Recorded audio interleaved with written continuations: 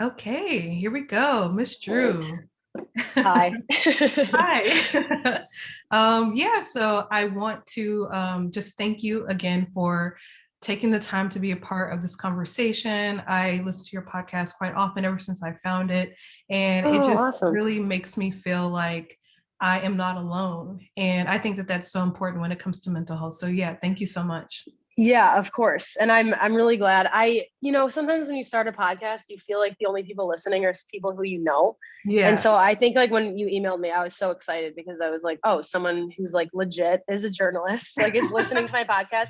And I really like the diversity of people who listen to my podcast, whether it's like males who listen to it, because typically men don't like engage in mental health stuff. Yeah.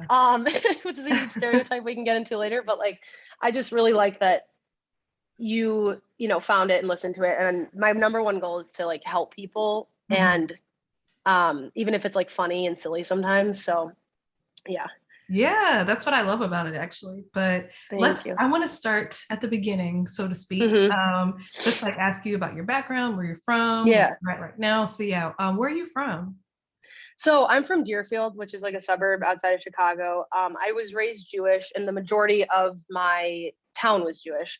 And then I moved to the city. My parents got divorced when I was younger, so I was kind of like going back and forth to the city when I was in like eighth grade. And then like I went to school at University of Denver for 2 years, Mm-hmm. and then I dove there collegiately, and that was like nuts. And then Mm-hmm. and then I graduated at DePaul University. Gotcha. And then that's when I went back to DePaul, that's when I started stand up and then started my whole like podcasting career, so to speak. Mm-hmm. And so that's generally my background. But as far as like mental health and stuff, I mean, mental health has like affected me. I guess mental health disabilities have affected me like my whole life. And throughout the course of my life, it's just been learning how to navigate through it. Mm-hmm. And I come from a town that's very like everyone talks about you.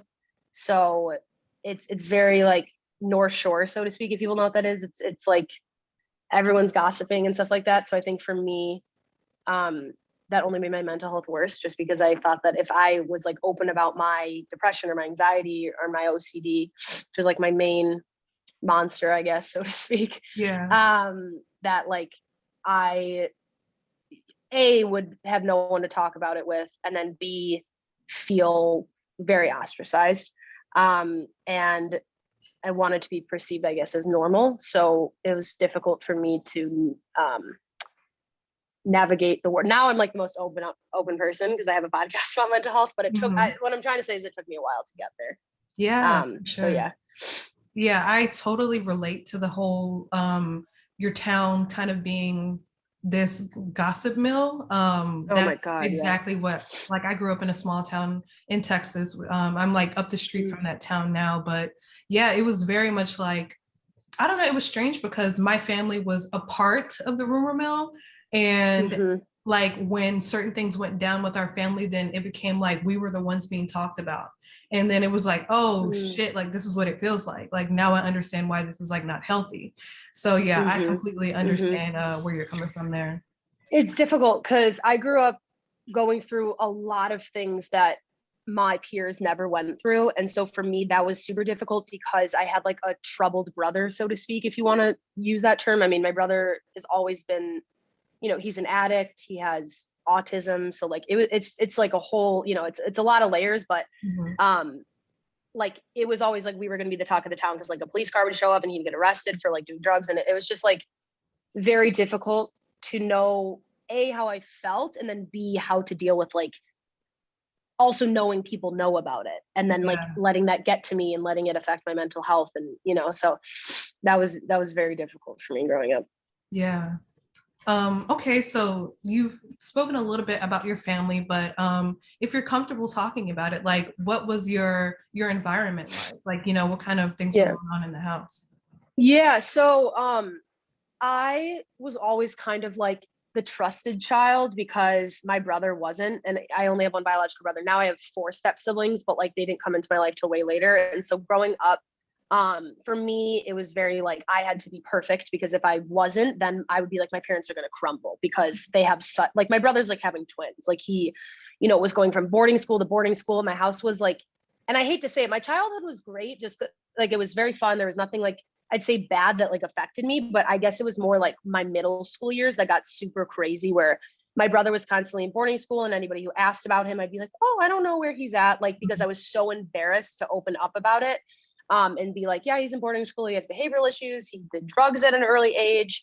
And so for me, it was a lot of like shame and embarrassment. And I internalized that, and then made that like, okay, so if he's doing this, I have to be perfect. I have to be the one that's like getting straight A's, doing every single sport, making a ton of friends, having a good reputation, and like making a point that I am nothing like my brother, even though I love him to death. Like I just, because of that gossip mill, which is like a great word, by the way.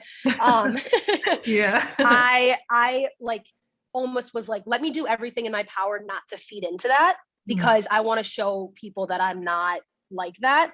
And so I think I was constantly growing up around like, it was always like, I remember one day I was like, I'm finally get to get like my chance. I made the cheerleading team, and I'm going to tell my parents. And then there was something with my brother, and they got in a huge fight, and I never got to tell him. And then they're like, oh, congrats.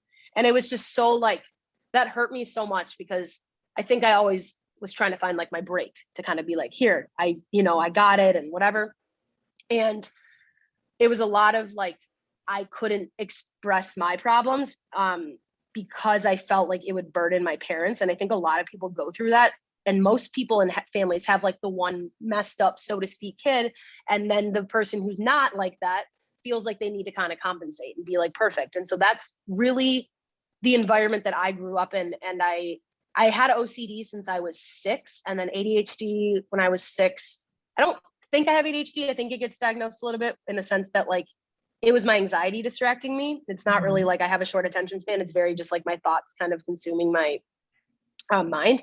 And so for me, the OCD I've had since I was 6. Like I was learning how to read, and my mom told me every time I would mess up a word, I would start the whole entire book over. And she's like, you don't have to start the book over. You should start. I was like, nope, I have to. And I would cry if I couldn't start the book over. And I would so I had this like obsessive compulsiveness. I would like count things in my head. Like I just was born with it. Like it was it wasn't something that was like, oh, I'm just neat naturally and all that, bullshit stereotypes about OCD. Like I was very in it, so to speak. I was very like involved in my obsessions and my compulsions, and that's what distracted me a lot. And that's why teachers were like, we think she has ADHD. And I'm like, I don't think that's what's going on, Yeah. But so, yeah, that was pretty much my background. I grew up in a very like hoity-toity town, so to speak, like just very like, we're going to talk about everything, and like everyone's judged, and there's certain expectations, and you have to be like 90 pounds. And it's just like it definitely contributed to a lot of my like mental health disorders that I, go through. Yeah. So when did you feel comfortable, or when did you have an opportunity to like open up about what you were going through? Yeah. So I was in 8th grade. And I bottled everything in, and it was almost a power thing for me. And I don't know if people can relate to this, but I'm so open to the point where like, I can even say things that I knew that were like crazy about me. Like I would do it as a power thing. Like I would be like, they'd be like, what's wrong? And I'm like, I'm not going to tell you. And that made me feel better, because I'm like, I don't have to be vulnerable, and I have to almost be begged to like share what I wanted to feel important, I guess. Yeah. And like, and so I think that for me, and now I'm like, I don't need somebody to ask me, I'll just tell them. Yeah. And it's like, whatever. But, I think for me in 8th grade, I remember specifically my brother was like, my brother, I'm very open about it. My brother's a heroin addict, and, he didn't start with heroin. He smoked a lot of weed, always was getting in trouble with my parents, always tried to like kick him out of the house and stuff. And I remember one morning I was about to go to school, and my dad like tackled him and was like, you're not going to smoke weed, blah, blah, blah, called the cops. And like, it was just like chaos. It was just chaos. And I was late to school because of it. And I remember I was mute. Like I went to school and just did not say one word. Like, where were you? And I was like, I don't know. Like I was just scarred from like that experience and being like, everyone's going to know the cops pulled up to my house. And like, it just very self-conscious. And I think I finally I broke. I was like, let me tell you everything. My brother's a drug addict, and my parents constantly are like trying to help him, but there's no way to help him. And I felt very like I guess like unimportant and not good enough, because I kept trying to do thing after thing after thing. And I think that I had a breaking point. Like, you know, when people are like, you don't just wake up and talk about your problems. I woke up and talked about my problems, because I reached a point where I was like, this feels unhealthy. I was always self-aware. I was like, this feels unhealthy. So I feel like maybe if I say something will help. Mm-hmm. And so that's when I kind of just broke the ice and just kind of opened up about it. Yeah. So what happened after that?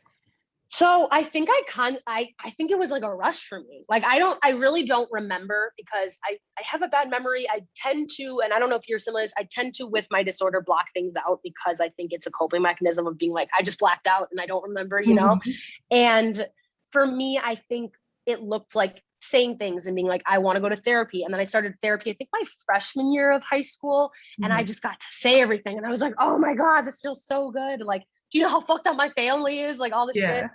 And my parents got divorced in 8th grade, and my brother was going through shit. It was just, and my brother is autistic, right? So like for me, I started to want to be vulnerable with my parents. I remember my parents were like, we have to have a meeting tonight, which, like, who has meetings as a family? You know, I knew something was up. And I was like, okay. So we go into this office room. It's me, my mom, my dad, and my brother. And my dad's like, well, me and your mom. And my brother goes, oh, I already know, you guys are getting divorced. And he walks out of the room, like, so autistic, just says whatever he wants. Like, literally was like, you guys are getting divorced. I was like, no, you're not. Like, what? Like, I was freaking out because I didn't know. And I had an idea, but like when it really hit, like when it's said, you're just like, whoa, like, you know? And then at that point, I remember my mom said, how do you feel? And I think I was like, this is my opportunity to say how I feel, because I'm being asked now. I'm not being like, hi, I made this team and I got straight A's. Please tell me how cool I am. And then, you know, like, you know, I guess I always wanted somebody to ask me, like, how do you feel? And I think I finally got that opportunity to open up. And now I'm very close with my mom. I've always have been, but I think when she was like, how do you feel? I think she really cared about how it was going to affect me. And I really appreciated that. Yeah. I'm glad that you were able to like finally release, because so much. It's a lot. I just wanted to ask you, like, what was your experience like with that kind of stuff? Like opening up and stuff. My brother was also a troublemaker. He's, you know, doing better now. He's I'm bipolar type 1. He's also bipolar type 1. He's schizoaffective, actually.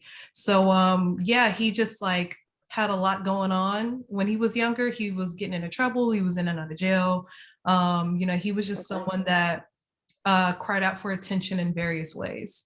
So I completely relate to being the person who was like, I gotta get my shit together. I gotta be on the straight and narrow. I gotta get good grades. I gotta go to college. I gotta get a good job. Like, you know, I was that person as well. And it wasn't until like I hit like 27 when I had my first episode. And that's when like everything kind of shifted around me. And I wasn't like the perfect one anymore. I was the girl who like needed a lot of attention and a lot of help. So for a long time though, I just kind of wrote it out and was like, I'm going to be Miss Perfect. And it was working for a little bit, but it always works for a little bit. And then you reach a breaking point, because, you know, I love this saying, and it's like physics, like what goes up must come down. And it's like, if you can't, you reach a certain point where you're like, I need to talk about this. I can't keep doing this, because if you're having an episode, clearly like you're in need of something, and you can't just be like, I'm fine. It's like, you're not fine. And, you know, you need help. And I think for me, realizing to take care of myself first was a huge thing. And it's still hard, you know, because I think as people with troublemaking siblings, you constantly are wanting to put their needs first. And so you never put your needs first. And so it's a slow process. Like, you have to take baby steps to do it.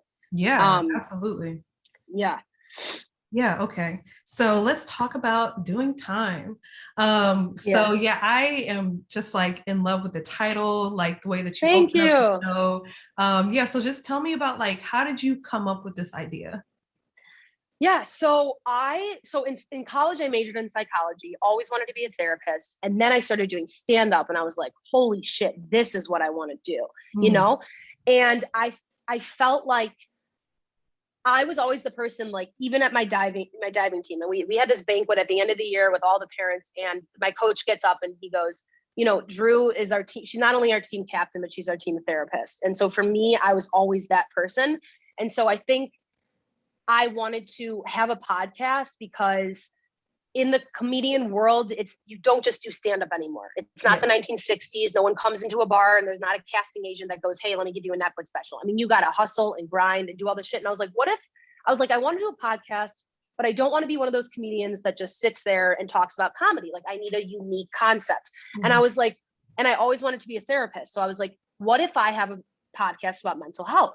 And so I started thinking, I was like, but there might be other mental health podcasts out there. And I was hospitalized when I was 17, 21, and then 22. Mm-hmm. So I was like, what if I do it about people who've been in a psych ward and we like bring light to that? Because people always think being in a psych ward is being locked in a room, the keys thrown away. And it's like, no, it's not like that. It's actually quite different. And, people either have an amazing experience or a horrible experience. And I'm like, let's get into it and talk about it. And I think the reason why I wanted to have a podcast specifically with people who have been in a psych ward is because I wanted the extremes of mental health. I wanted to bring awareness to people who have bipolar type 1, which is it's a dangerous disorder, and I've talked to multiple people who have it and are like, I've almost jumped off a building, and I wanted to talk to people about like, what's that experience like? And people to understand, like, this isn't their fault. It's a chemical imbalance in their brain where serotonin is not being like, the uptake or whatever isn't enough in their brain and it's imbalanced and they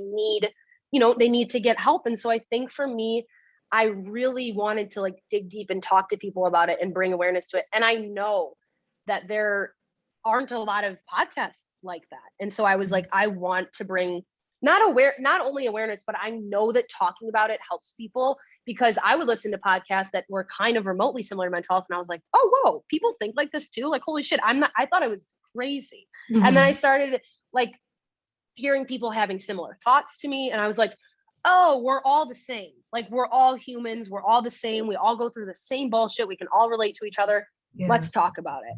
And I think, people are always like, let's start the conversation. But nobody really starts it. They kind of start it and then it doesn't really unfold. And I'm like, no, I'm going to talk to you for an hour about that one time you thought, so-and-so was in front of you, but there was no one there, and I've talked to people who have like schizoaffective. Is that what you're? Yeah. Schizoaffective. So one of my closest friends has that. And he was on my second episode.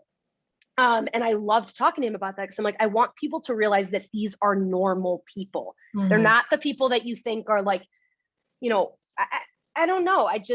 It was such a way for me to give back and do what I wanted without getting a master's degree. And and I love talking and I love interviewing people. And, it's funny because most of the time I'm talking now, but on my podcast, like I sit back, I sit back and I love sitting back because I'm like, tell me everything, and I've always had a fascination with why people do what they do. And for me, that was like beautiful to just get to sit back and be like, all right, let me stop talking. Let me listen to you and what you've gone through. And then I can relate in a little bit because I always like pull out what I can relate to, but I really try to emphasize like why they're on the podcast. Yeah. And you might have already answered this question, but I just want to explicitly ask, what was your goal when you started out? Yeah. So my goal when I started out was really just to bring light and awareness. And honestly, obviously everyone who does podcasts, or I'm sure you're a journalist, you want every single person in the world to read what you write, but I wanted my goal is for everyone to listen to it because everybody has mental health issues. Yeah. My dad and we always say everyone has their own bag of shit. And it might look like a different bag of shit than the next person's bag of shit, but it's still a bag of shit, Yeah. And everyone has their own shit that they're dealing with. And I think for me, my goal was just to explore everybody's different brain and be like, okay, we're all human. Like at the same time, we're all human. We all go through struggles. And it was really to make people not feel alone because I felt alone I was surrounded by people, but I felt so alone because Because I still say this. I am great about opening up about the facts in my life, but I'm not good about saying how I feel. I'll be like, oh, my brother's a heroin addict, but I'm not like, it hurt me. And it's hard for me to dig deep into that. So I think I really wanted to do that and to also help people. That's really, whether it's like a small way or, I mean, I've had people at stand-up shows, like, cause I talked about my brother doing heroin. They're like, that really helped me. I'm like, really? Cause like I'm making jokes about it, but I guess since I'm making light of it, people are like, oh yeah, Yeah, exactly. So, yeah. So yeah, speaking of comedy, like, how do you incorporate comedy into the podcast? Like, obviously I listen to it and I understand, but just explain in your own words. Yeah. So most of the people I have on my podcast are comedians. So it's a little bit easier for me to make jokes. And sometimes the people who aren't comedians, sometimes I do make jokes and they don't get them. And I'm like, oh, okay, we got to like reel it in a little bit, But I think for me, I make light of like the really dark situations because I want the audience to understand that like shit gets better and you have to joke about it because, I mean, my set list for a comedy show is like, I talk about being Jewish. I talk about sometimes like how I don't like my stepmom. I talk about how my brother does heroin, how I've attempted suicide.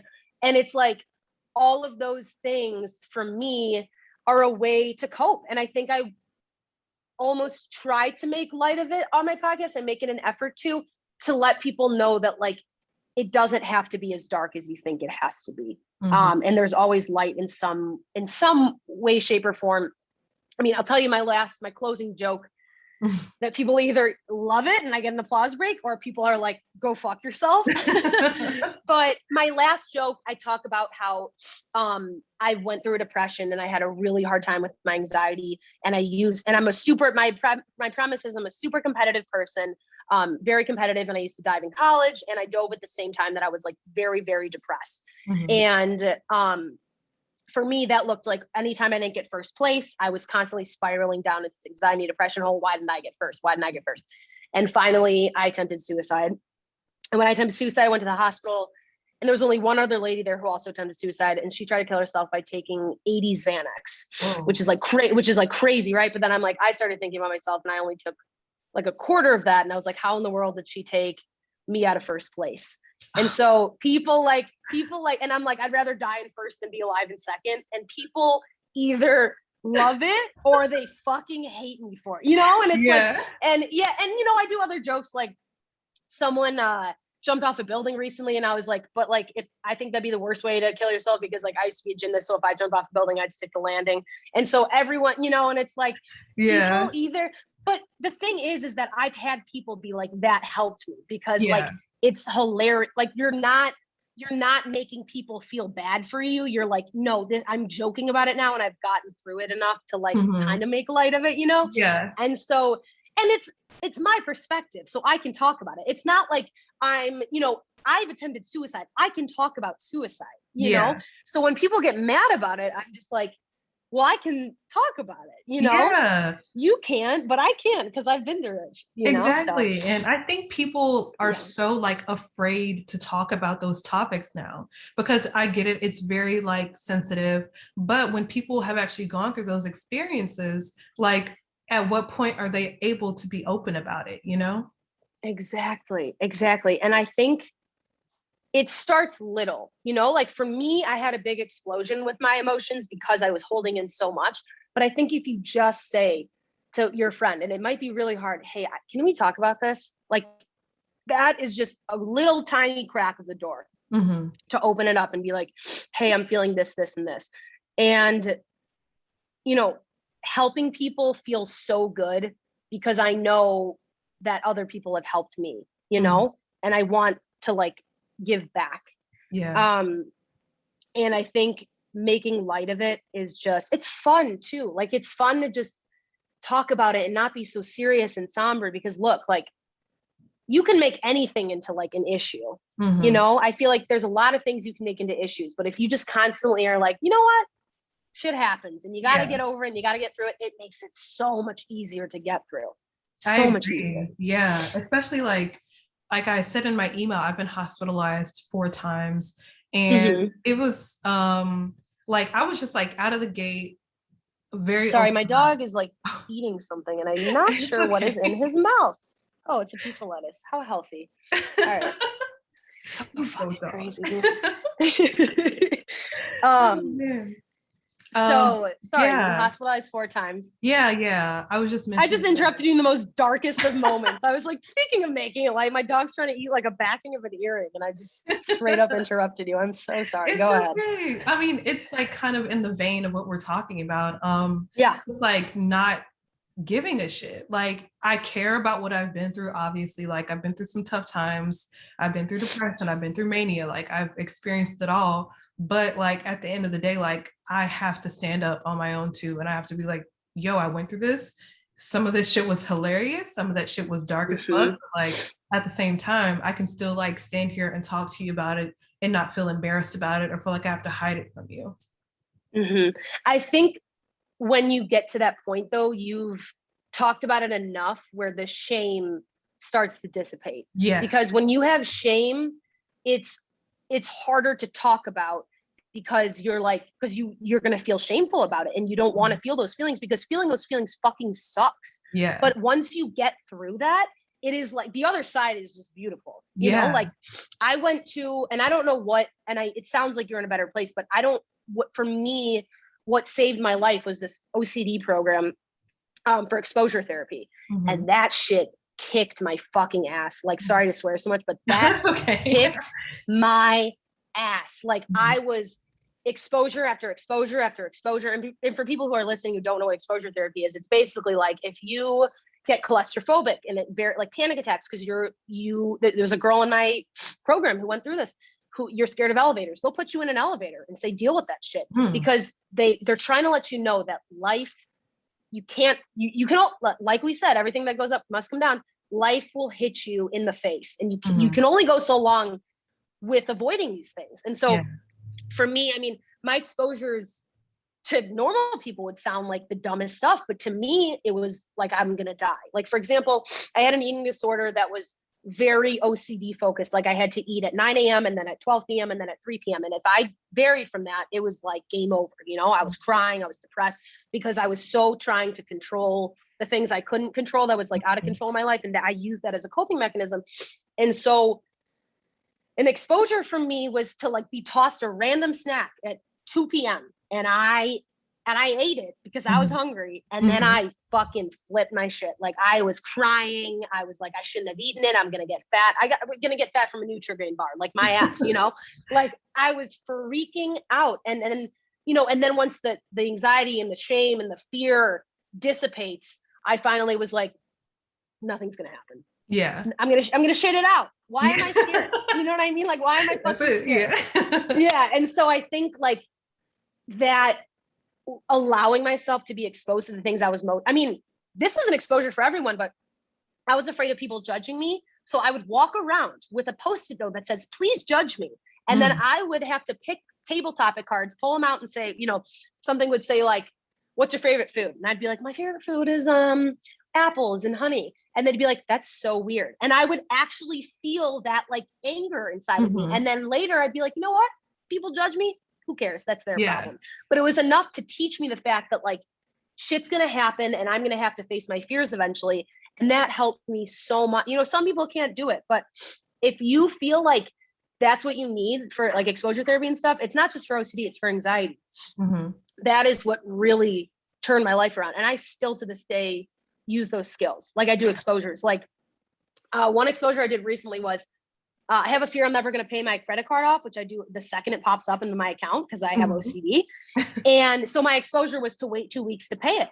And I just sat there and I stared at it every day because I look at my bank account every day because I'm nuts. And I didn't pay it for 2 weeks. And I was like, oh, nothing happened. I'm a human and I'm still alive. And I think doing those little things that are going to make you anxious are so important, because once that anxiety dissipates, it makes it easier. And guess what? Now I don't really look at my bank account as much anymore because I went through that, like, you know, I went through that and realizing that the anxiety gets less and less aggressive every time I expose myself to it.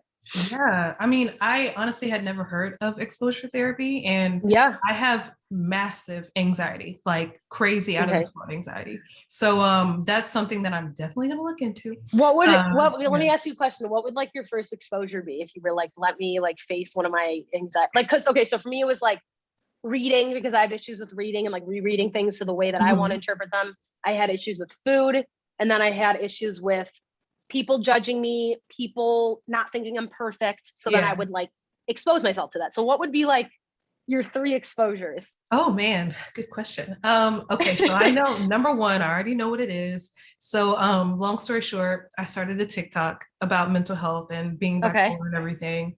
And Love it. it's going really well. People are super supportive.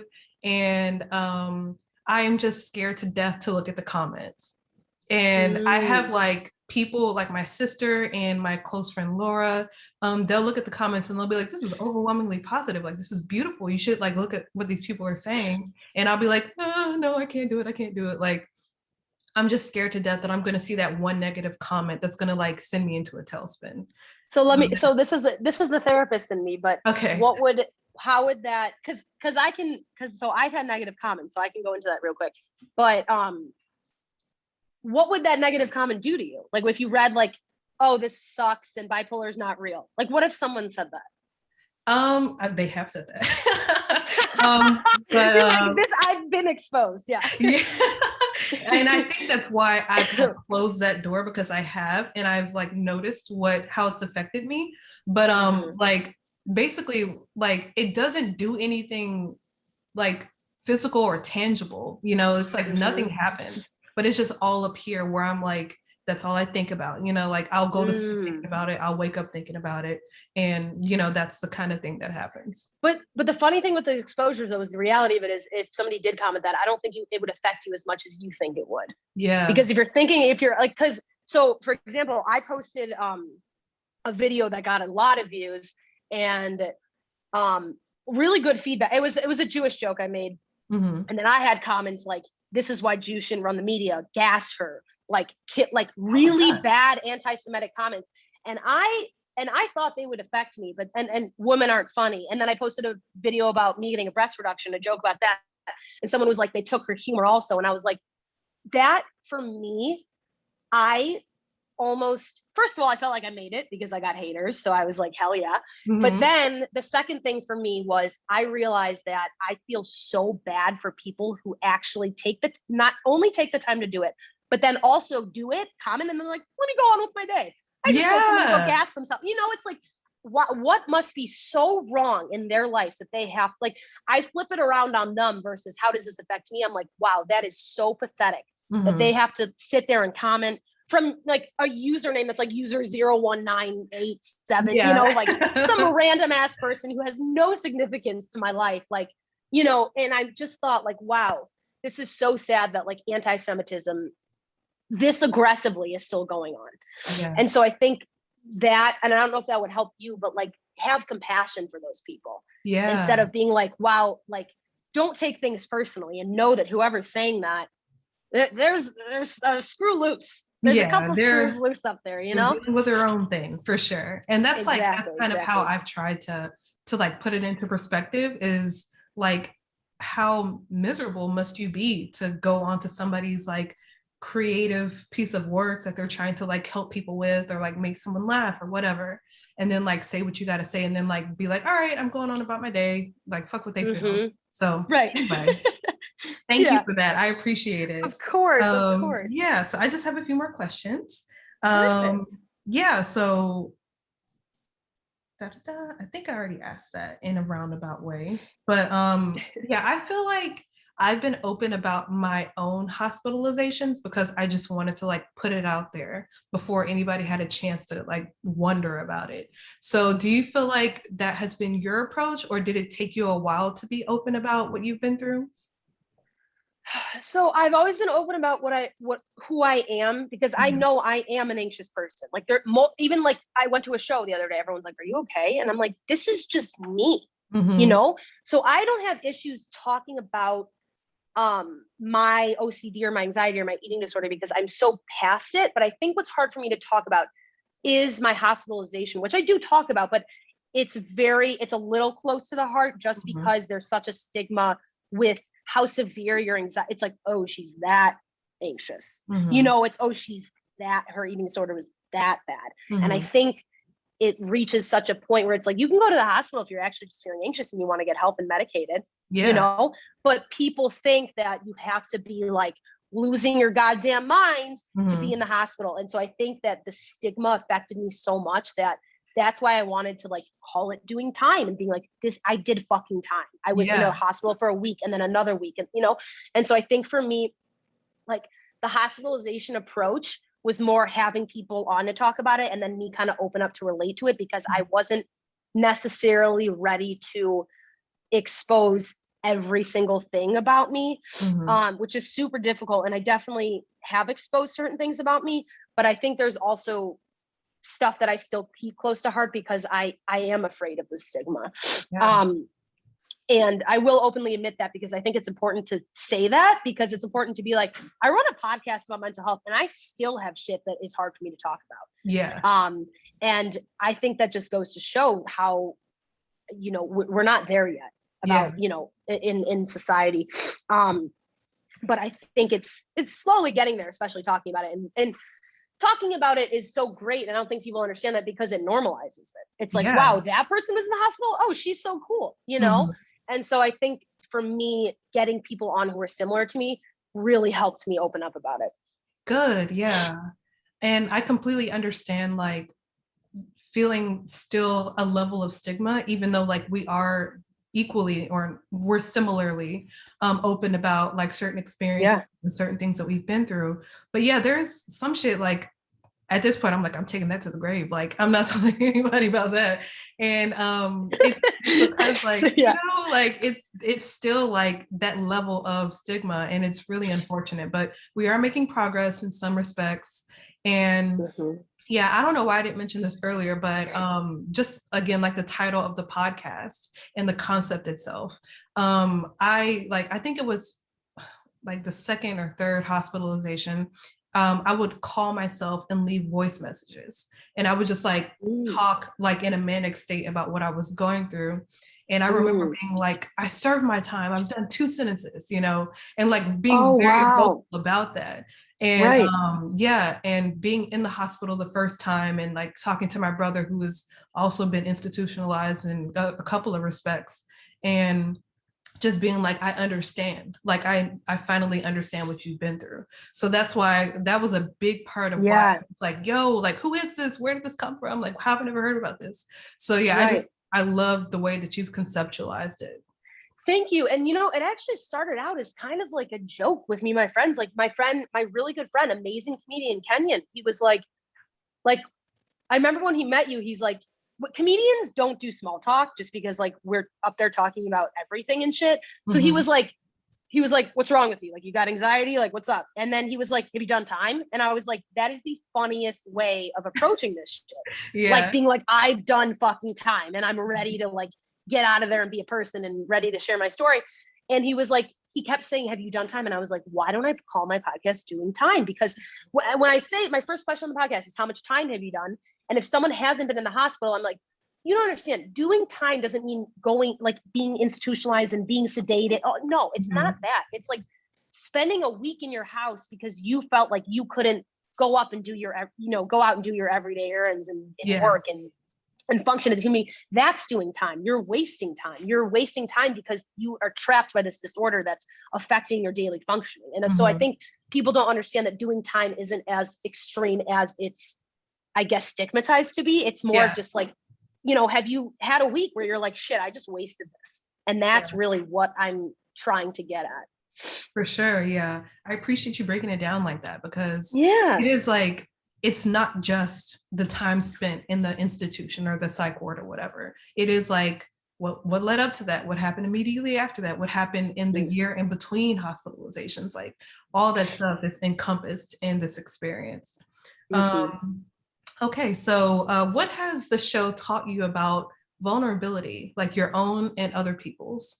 Yeah, wow. I mean, it's taught me so much. It's taught me in terms of vulnerability. I mean, I've said a few things that I was like, wow, I didn't even think I was going to talk about that. You know, like a couple things that I was just like, wow, I can really open up about how I like don't feel like my dad's there for me. And I went, you know, took 2 years not talking to him and all this stuff. And I think it's really taught me that these very like vulnerable questions that I'm asking other people, like, why don't I ask that to myself? And why don't I take the advice that I give, you know? And like seeing people who I think are like perfect in my eyes, like they're smart, they're funny, they're cool, but they have this one thing that's kind of hindering them, like anxiety or depression or whatever, has taught me that like maybe that's how people view me. You know, I'm not perfect, but like maybe people view me as someone who should take their own advice and, you know, kind of get out of that funk of being in that state. And I think it has taught me to be vulnerable because I'm forcing other people to be vulnerable, you know? I'm like, how much time have you done? Like, I am just straight up like asking people their darkest shit. And I'm like, well, if someone asks me that back, like I gotta be prepared for it, you know? And I can't sit here and be like, I'm running a mental health podcast, but I keep everything close to the chest. It's like, no, I gotta be open about it. And really, and I think the more that I'm open about it, I know that I'm gonna help other people. Like I know that being like so straightforward, like there's sometimes when I'm so straightforward on the podcast that I'm scared I'm gonna get backlash about it. But I'm like, you know what, if I get backlash, it's only because I was vulnerable and telling the truth though. Like, and so I think for me, having that in my defense has helped me be vulnerable, knowing that like that's the right thing to do. Because everybody's vulnerability looks different. And you know, whether it's like some people are vulnerable just talking about their day-to-day life because they're like, I don't, you know, whatever, for whatever reason. And I think like for me, pushing other people has helped me push myself for sure. Yeah, I agree. Yeah, in many respects. It's definitely like a community thing for me in terms of like with the TikTok that I'm experimenting with, just like putting myself out there is like opening other people up to the idea of being vulnerable themselves. And like some people are like, I've never said anything to anybody about this before. And they're like on the internet, you know, like pouring their hearts out. And I'm like, damn, like people really just want a space to be open and a space to be seen. Yes, they want to be heard. And I think that that's like my main goal. And my favorite thing on the podcast is when someone goes, I never talked about this. And then they say whatever they want to say. And I'm like, that's like, it feels so good. Because I'm like, I really want to create, I mean, as much as like the PC culture is kind of nuts, I want to create a safe space. Like I really want to create a safe space for people to feel like they can, look, I can't judge. Like I literally cannot judge. My mom always said, she's like, Drew, like, I mean, my brother is heroin. So it's like, how can I judge you? Like I do stand-up comedy. I'm just pouring my fucking thoughts out all the time. Like I have no ground to stand on to judge other people. And so I think that's the best thing is telling them like, I will not judge you. And if I do, it's my own fucking problem. You know, that's my own projection or whatever I'm going through that's affecting that. But I think it's so important to like, just, you know, get down and deep with it and just experience those feelings. And sometimes we end up talking about stuff that's like completely unrelated to mental health, but then I listen back to it and I'm like, oh no, this all kind of connects, you know, and it all kind of like fizzles into this idea that like we all go through daily struggles. And sometimes like I think I know someone and then I have them on and I'm like, holy shit, you've been through what? And it's just like, it's mind-blowing. And it's honestly been amazing. Like it's been amazing talking to people.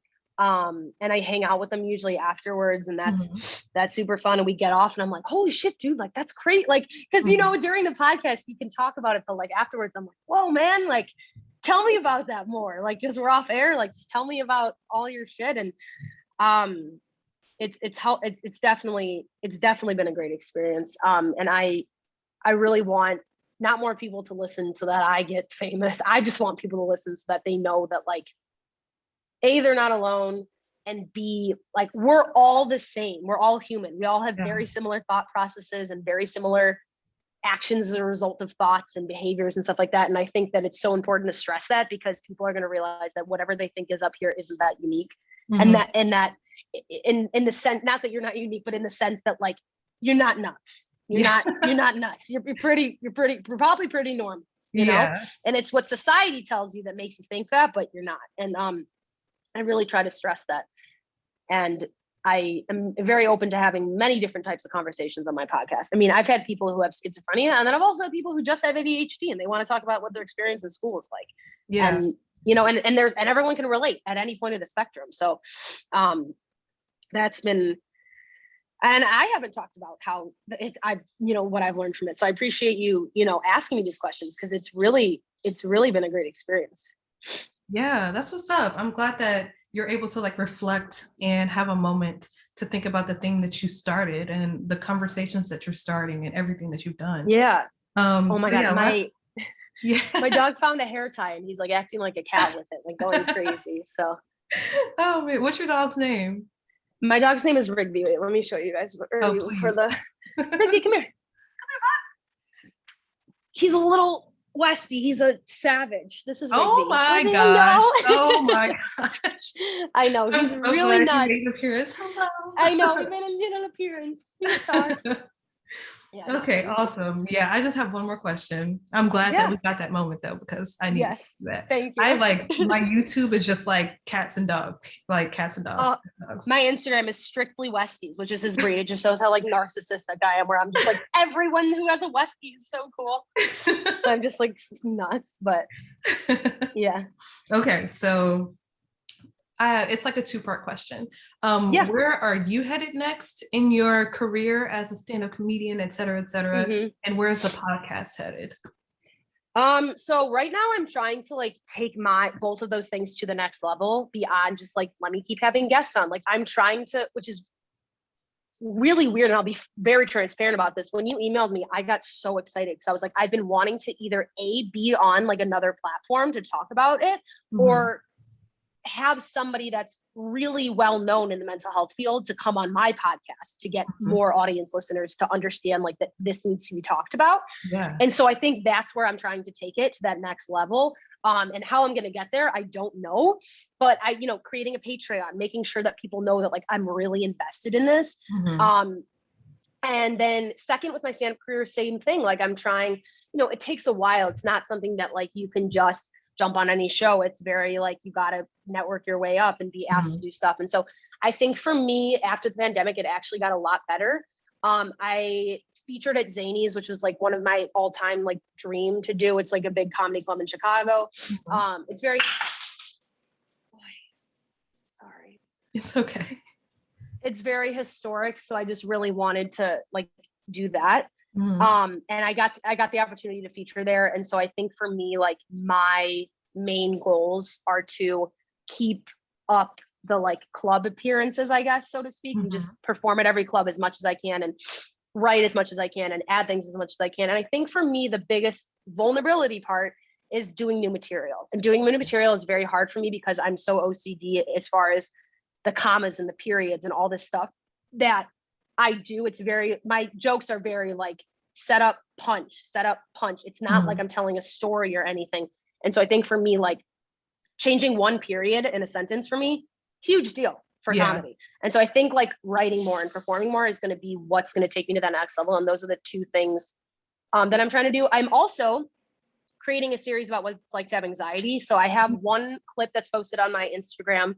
And then it's basically everyday life situations and voiceovers in my head. And it's wild. Like I record them and then I put them all over the video, and then, it's edited. I have a friend that edits it for me. Yeah. But that is what I really want to kind of pop off so that people are like, oh, she has this podcast, talks about mental health. Like, it's not just a random thing she's doing, it's kind of on brand is what I'm trying to say, like trying to be on brand. So yeah, so that's what I'm trying to do right now. And I love acting and I love sketches.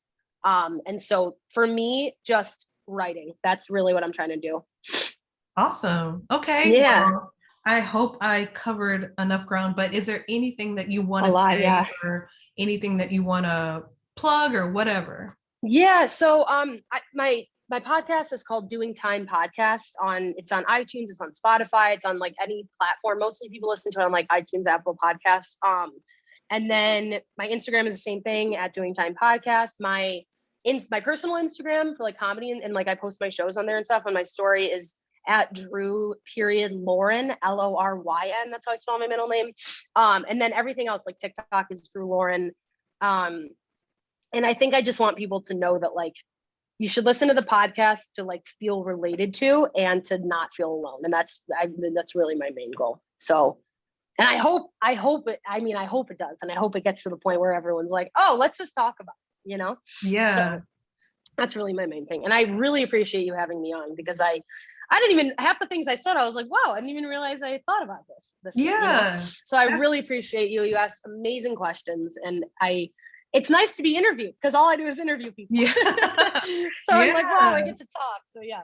Absolutely. Yeah. I'm kind of like switching in between being interviewed and interviewing people. So it's like, it's a welcome, change to be able to like have a conversation and hear someone else's perspective. Yeah. I'm glad I got to share. Yeah, for sure. Okay. I'm going to hit stop and you can say thank you or whatever. Yeah. Yeah. Well, thank you so much for having me. That was awesome. Yeah, I had a great time and I learned a lot.